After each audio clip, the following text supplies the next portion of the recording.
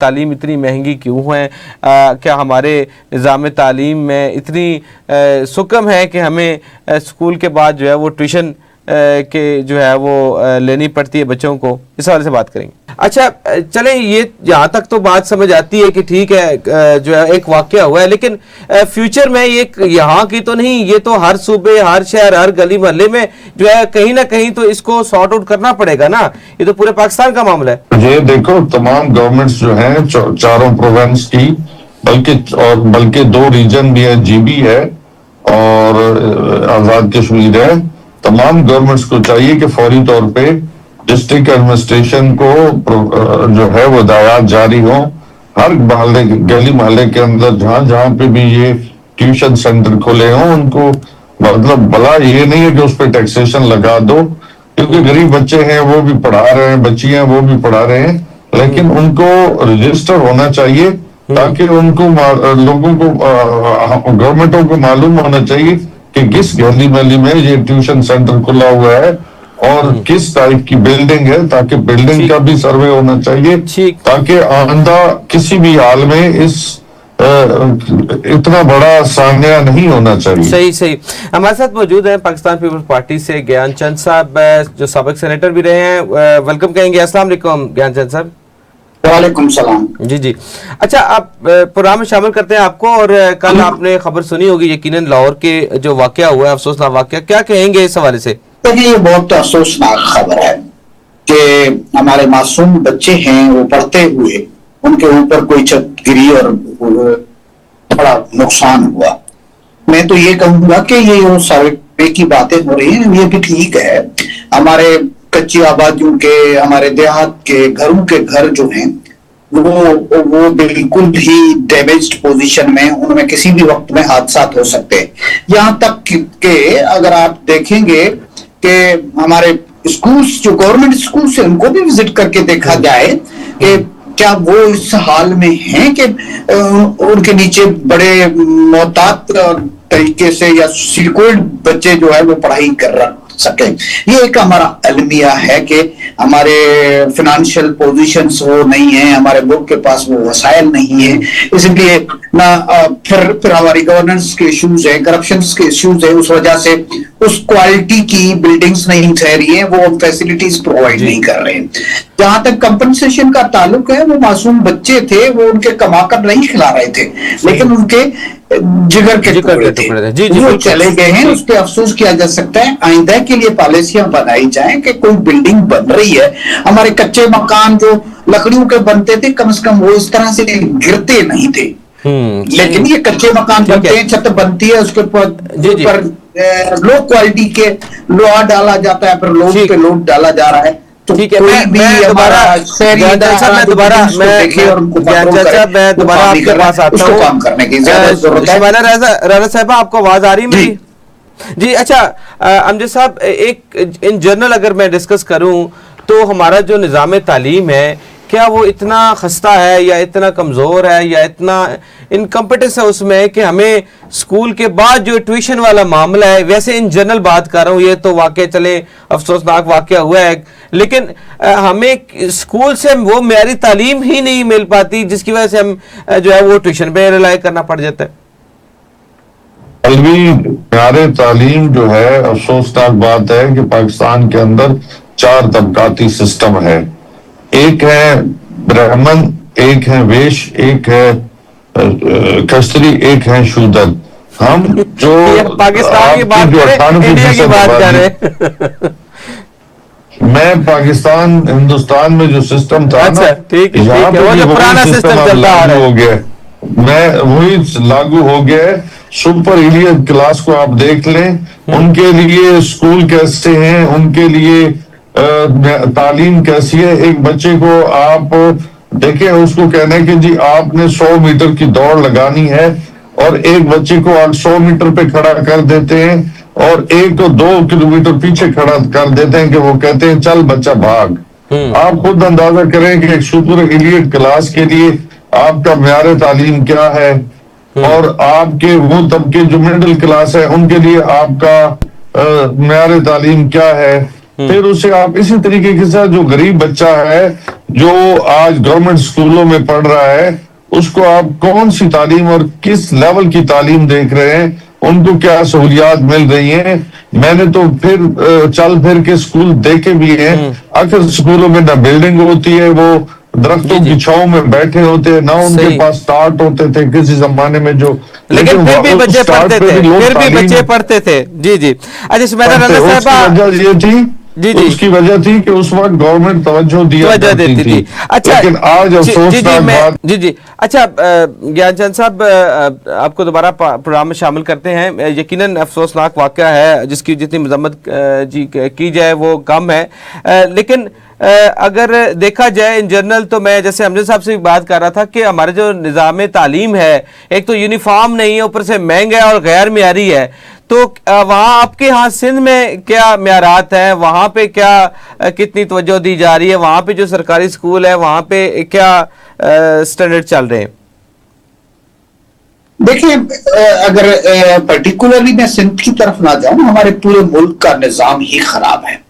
یہ امجد صاحب نے زبردست بات چھیڑی ہے کہ ہمارا نظام تعلیم جو ہے نا وہ اس کے اسٹیٹس کے مطابق, لیکن وہ بنانے والے بھی تو آپ لوگ ہی ہیں نا, وہ بنانے والے بھی تو آپ لوگ ہی ہیں نا. یقیناً میں پوری ریسپانسیبلٹی سے یہ کہتا ہوں کہ یہ صرف ہم لوگ نہیں ہیں جو سیاست کر رہے ہیں یا جو اقتدار میں پارٹیاں پہ بیٹھی ہوئی ہیں. کتنی کمپلینٹس آتی ہیں, تھوڑے بہت پہ ہمارے ہاں مارا ماری تو ہو جاتی ہے, تھوڑے چھوٹے موٹے جگہوں پہ ہمارے بچوں کا مستقبل خراب ہو رہا ہے. کتنی اپلیکیشن کورٹ کی طرف جاتی ہے کہ ٹیچرز پڑھا نہیں رہے ہیں, نہیں جا رہے ہیں.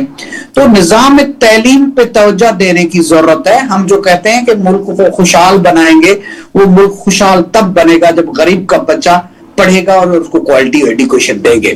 جو امیروں کے بچے ہیں وہ اپنی عیاشیوں میں بیٹھے رہتے ہیں, غریب کے بچے جہاں بھی اس کو تعلیم کا موقع ملتا ہے تو وہ ثابت کرتا ہے. میرا تعلق تھر پارکر سے, دور دراز کا علاقہ ہے, وہاں پہ وسائل کی بہت کمی ہے, غربت زیادہ ہے, لیکن بچے باقی پورے ملک میں جہاں پہ بھی کمپٹیشن ہے وہاں پہ وہ اپنے آپ کو پروو کر رہے ہیں. ہمارے یہاں ایڈوکیشن میرے اپنے علاقے میں تو کم از کم اچھی ہے, باقی میں اچھا چلے تھوڑا سیاست کی طرف آتے ہیں. تو جی بی میں یقیناً آپ کی میجورٹی ہے, گورنمنٹ بنائیں گے, لیکن حرف برداری کی تقریب جو ہے وہ ڈیلے ہو رہی ہے. اس میں کیا جو ہے ابھی کوئی ایسا مصلحت ہے یا کوئی کیسے خاص ٹائم کا آپ انتظار کر رہے ہیں؟ نہیں دیکھیں, وہاں پہ بھی ایک کولیشن گورنمنٹ بنی ہے تو اس کے. اچھا نیازی صاحب, آپ سے میں پوچھوں گا تو سیاسی جو اس وقت منظرنامے اس حوالے سے کشمیر میں بھی الیکشن ہونے جا رہے ہیں, کیا کہیں گے اس حوالے سے؟ وہاں پہ کیا پی ٹی آئی کی پالیسی رہنی ہے؟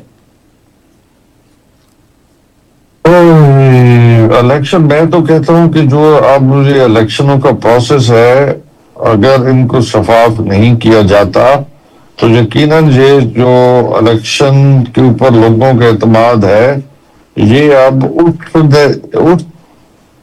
اٹھنے جا رہا ہے, کیونکہ اب تو سلیکشن ہی الیکشن کمیشن کرتا ہے, الیکشن تھوڑے ہی ہوتے ہیں.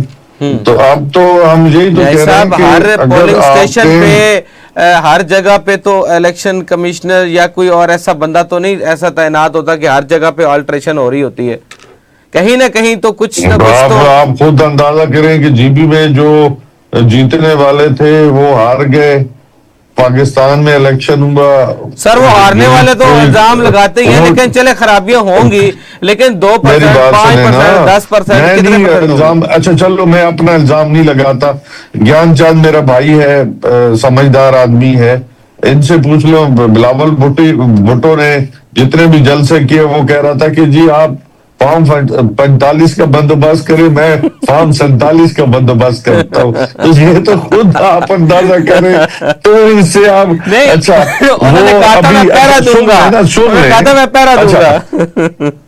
اچھا سن لینا آگے کیا ہوا, ان کے ساتھ بھی ہاتھ ہو گیا نا. ابھی استحکام پارٹی وہ اس کی سیٹ کوئی تھی, ایسا ورلڈ ریکارڈ ہونا ہے کہ جو ایک سیٹ بھی نہیں جیتی اس میں 4 جو ہیں وہ شامل ہو گئے. اچھا اس کو اب انہوں نے جی پتہ کیا دینے کی کوشش کی, اس نے کہا جی کہ جو 11 لوگ تھے پیپلز پارٹی میں ان کے بعد ان کا نمبر آتا منسٹر بننے کا، ہم نے اس لیے جوائن کروا دیا کہ اب ان کا پہلا نمبر لگ گیا۔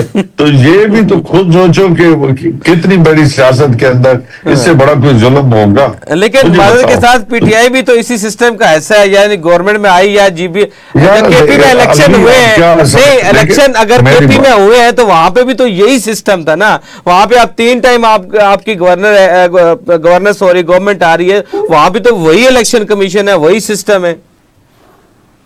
وہ الوی جو الیکشن تھا ان لوگوں نے، قبائلی عمائدین نے، قبائلز نے، پی ٹی آئی نے اس پہ جا کے، اور جس حساب سے وہاں پہ بھی انہوں نے بڑی مشکل سے اپنا مینڈیٹ بچایا، وہ آپ بھی جانتے ہیں، ہم بھی جانتے ہیں۔ پنجاب میں جو کچھ ہوا وہ ہم بھی جانتے ہیں، آپ بھی جانتے ہیں۔ بلوچستان کے بارے میں مولانا فضل الرحمان کا بیان ریکارڈ پہ ہے کہ انہوں نے کیا کہا ہے۔ تو خود میں یہ کہنا چاہتا ہوں کہ اگر پاکستان کے اندر پولیٹیکل انسٹیبلٹی رہتی ہے تو اس سے سفر کیا کر رہے، اکانومی سفر کر رہی ہے، آپ کی سیکورٹی سفر کر رہی ہے۔ آج آپ دیکھیں کہ بلوچستان کے اندر کیا ہو رہا ہے، مطلب دہشت گرد جو ہے، انڈیا جو ہے وہ دہشت گردی کروا رہا ہے۔ اسی طریقے سے کے پی کے اندر جو ہے وہ کیا ہو رہا ہے، وہاں پہ دہشت گردی ہے۔ آپ کے مسائل ہیں آپ کے لیے کہ انڈیا کے فتنۃ الخوارج جو ہے وہ گھسے ہوئے ہیں۔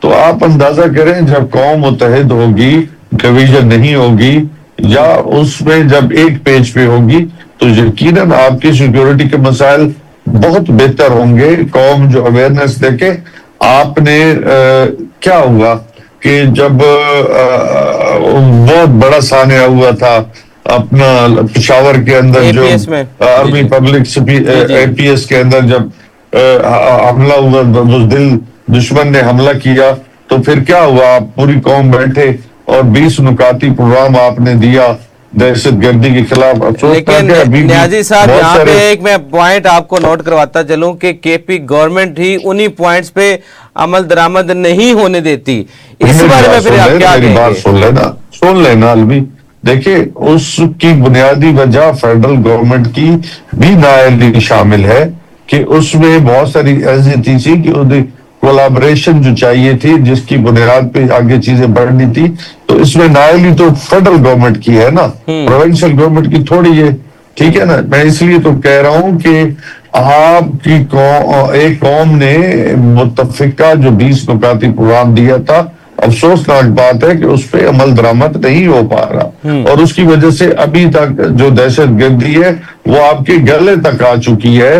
دیکھیں کوئی بھی ملک، کوئی بھی قوم اس وقت تک ترقی نہیں کر سکتی۔ اچھا، کشمیر کے حوالے سے میرا سوال تھا نیازی صاحب کہ کیا پالیسی جو ہے اپنانے جا رہی ہے تحریک انصاف کے وہاں پہ، کیا آپ کا خیال ہے، کیا آپ کی جو ہے وہ کون سا کیا موقف لے کے جا رہے ہیں آپ؟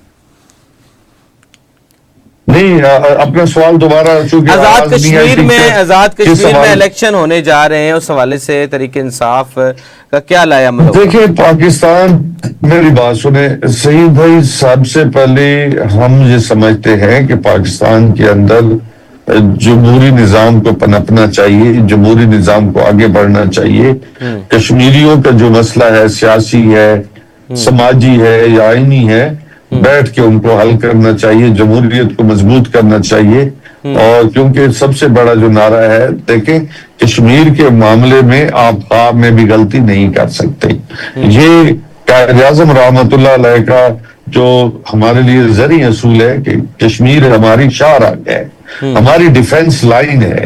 کشمیر کے اندر کبھی بھی میں سمجھتے ہوں پولیٹیکل سسٹم میں انارکی ہم کبھی بھی برداشت نہیں کر سکتے، نہ افورڈ کر سکتے ہیں۔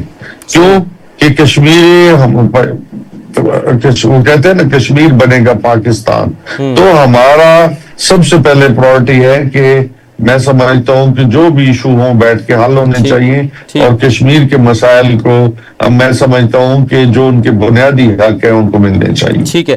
اچھا گیان چند صاحب، آپ ہمارے ساتھ، آواز آ رہی ہے آپ کو؟ جی مجھے آواز آ رہی ہے۔ جی۔ اچھا یہ بتائیے گا کہ کشمیر میں ہونے والے جو الیکشن ہیں، اسی رواں ماہ کے آخر میں کچھ خبریں آ رہی تھی کہ جے یو آئی کے ساتھ بھی جو ہے آپ کا کوئی اتحاد ہونے جا رہا ہے، کیا منشور اور کیا لائے عمل ہوگا آپ کا ان الیکشن میں؟ دیکھیں پیپلز پارٹی کا منشور تو وہی ہے جو जुल्फकार अली भुट्टो ने गाइडलाइंस छोड़ी हैं, फिर उस लेगेसी को बेनजीर भुट्टो साहबा लेके आई और बिलावल भी उन्हीं गाइडलाइंस पे चलते हैं आ रहे हैं, जिसमें वो न्याजी साहब ने जो जिक्र किया कि हम कश्मीर के सिलसिले में ख्वाब में भी नहीं सोच सकते कि उसके खिलाफ कुछ हो। ये भुट्टो साहब के वर्ड्स थे। तो कश्मीर को जिस तरह से जुल्फकार अली भुट्टो ने उठाया था, तो पीपुल्स पार्टी इस वक्त में कश्मीर के इश्यूज को उसी तरह से देख रही है। लेकिन मैं अमजद साहब को ये सेकंड करूंगा जो उन्होंने कहा कि भाई फॉर्म 45 और 47 की बात है, लेकिन अभी भी तो आप गवर्नमेंट में ही है ना जनाब, कश्मीर में तो अभी भी गवर्नमेंट में है, आप कभी कोई सिलेक्टेड आ जाते हैं, सकते थे तो अभी भी कर सकते थे ना। जेन्युइनली इलेक्शंस नहीं हो रहे हैं, तो आप गवर्नमेंट में इस वक्त भी कश्मीर की गवर्नमेंट में आप कह रहे इलेक्शन नहीं सही हो रहे। जो भी आता है उसको जीतने दिया जाए, वो अपने अमाल की वजह से ज्ञान साहब इस वक्त आप गवर्नमेंट में हैं कश्मीर की, तो आप कह रहे हैं कि इलेक्शन सही नहीं हो रहे। अच्छा न्याजी साहब, एक कॉन्फ्रेंस जो है वो इस्लामाबाद में 2 दिन जारी रही और इंडस वाटर ट्रीटी के हवाले से इंडिया बार बार जो है वो गिदर भपकियां देता है कि पाकिस्तान का पानी जो है वो रोक लिया जाएगा। क्या कहेंगे इस हवाले से, क्या वाकई उसमें वो इतनी जरूरत कर सकता है? इंडिया देखें साथ से कॉन्स्पिरेसीज कर रहा है मिलके, आप देखें खित्ते के अंदर और खित्ते से बाहर भी वो हम पाकिस्तान मुखालिफ लॉबीज के साथ मिलके, और ये भी देखें इंडस ट्रीटी के हवाले से तो वो वायलेशन नहीं कर सकता, लेकिन अब उसने एक बदमाशी बनाई हुई है।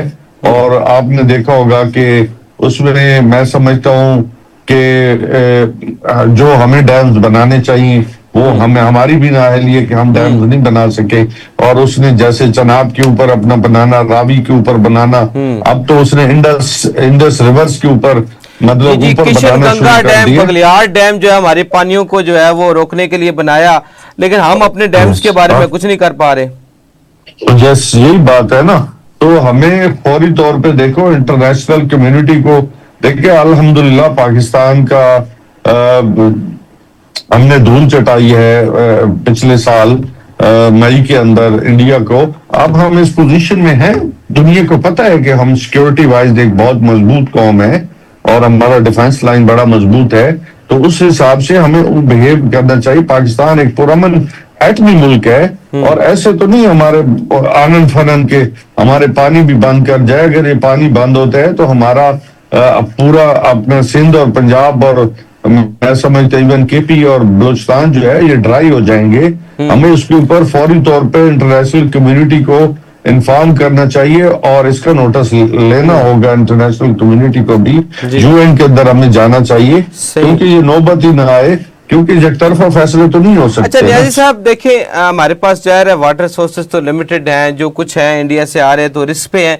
जो हमारा इंडिजिनस वाटर है, क्या उसको महफूज बनाने के लिए कौमी इत्तेहाद ज़रूरी नहीं है? क्या वक्त की ज़रूरत नहीं है कि हम जो है वो डैम्स के हवाले से अपना जो एक कौमी एक नुक्ता नज़र है उसको एक पॉइंट एजेंडे के तौर पर देखें? अच्छा, मैं तो यही तो कह रहा हूँ कि इस वक्त जो मुल्क के अंदर जो हालात हैं, जरूरत इस बात की है कि तमाम जो पॉलिटिकल इंस्टेबिलिटी है इसको खात्मे के लिए गवर्नमेंट को देखे, तमाम अपोजिशन में तमाम जमातों को स्पेस देनी होगी, पॉलिटिकल स्पेस देनी होगी और उनसे बातचीत करनी होगी ताकि अनस्टेबिलिटी खत्म हो, पॉलिटिकल स्टेबिलिटी जो है उसका वजूद आ सके और हम आगे बढ़ सके। सही सही, बहुत शुक्रिया न्याजी साहब, आप हमारे साथ थे और तफसीलन गुफ्तगू हुई मुख्तलिफ मौज़ूआत पर। लेकिन सबसे पहले जो है वो बात हुई आज वो लाहौर साने के हवाले से एक बड़ा अफसोसनाक वाक़या, यकीनन जितनी भी मजम्मत की जाए कम है। और वज़ीर आला पंजाब की तरफ से जो ऐलान किया गया है 20 लाख जो है वो हलाक शुदगान के लिए और 5 लाख जो है ज़ख्मी के लिए, यकीनन एक कंपनसेशन वो तो नहीं, क्योंकि ज़िंदगी का नेमल बदल तो कोई भी नहीं। जो अपने जिगर के टुकड़ों को खो बैठे हैं वालदैन, यकीनन उनकी जो है वो इससे किसी तरह भी कंपनसेशन नहीं हो सकती। लेकिन गवर्नमेंट लेवल पर जो है वो कोशिश की गई है कि چیزوں کو بہتر کیا جائے. ریسکیو کے حوالے سے بھی کافی جو ہے وہ روایتی طور پر بھی ریسکیو ہم جانتے ہیں کہ 1112 جو ہے اچھا کام کرتی ہے, لیکن شاید اگر تھوڑی سی جلدی مزید ہوتی تو کچھ شاید جانیں بچ جاتی, کچھ جو ہے وہ ننھے پھول جو ہے وہ بچ جاتے.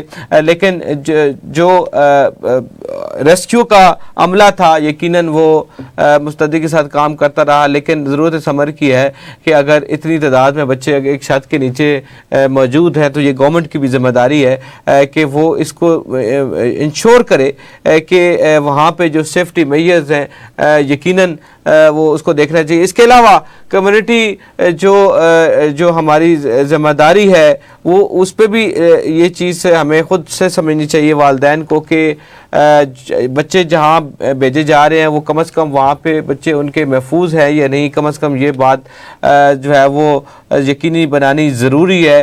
نہیں تو آئے روز جیسے 2025 میں حادثہ آباد والا واقعہ ہوا یا آج لاہور میں ہوا, لیکن ساتھ ساتھ ہی گورنمنٹ کی بھی ذمہ داری ہے کہ جو جہاں پہ بھی یہ ٹیوشن سینٹرز ہیں یا اکیڈمیز ہیں یا سکولز ہیں وہاں پہ جو ہے وہ سیفٹی میئر ضرور ہونے چاہیے. اور آئے روز ہم یہ بھی سنتے ہیں کہ جو کچھ مین ہولز میں گر کے جو افراد جہاں بھاگ ہو جاتے ہیں, یہ بھی لمحہ فکری ہے, خاص طور پہ ہماری پنجاب گورنمنٹ کے حوالے سے.